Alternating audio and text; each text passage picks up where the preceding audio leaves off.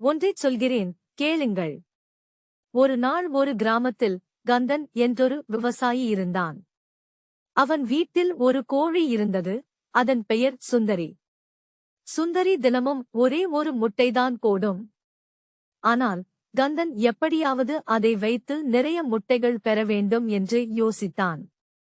ஒரு நாள் அவன் கோழியிடம், சுந்தரி, நாளைக்கு நீ 2 முட்டைகள் போட்டால் உனக்கு ஒரு பிடி கம்பு தானியம் போடுவேன் என்றான். கோழியும் தலையசைத்தது. மறுநாள் சுந்தரி 2 முட்டைகள் போட்டது. கந்தனுக்கு ஆச்சரியம், ஆனாலும் சந்தோஷமாக அதை பாராட்டினான். அடுத்த நாள் கந்தன் கோழியிடம், நாளைக்கு நீ 3 முட்டைகள் போட்டால் உனக்கு ஒரு பெரிய வாளி நிறைய கம்பு தானியம் போடுவேன் என்றான். கோழி மீண்டும் தலையசைத்தது. மறுநாள் கோழி 3 முட்டைகள் போட்டது.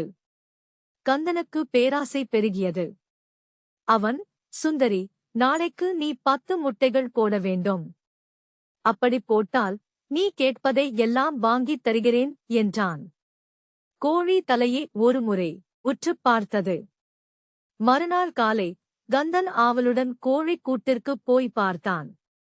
அங்கு 10 முட்டைகளுக்கு பதிலாக ஒரு சிறு கோழிக்குஞ்சு மட்டும் ஒரு முட்டையை தலையில் தட்டிக்கொண்டு, அப்பா, நான் முட்டைகளை உடைத்துவிட்டு வந்திருக்கிறேன். இனியாவது கொஞ்சம் சாப்பிட ஏதாவது தாருங்கள் என்று கேட்டது. கந்தனுக்குச் சிரிப்பதா அழுவதா என்று தெரியவில்லை.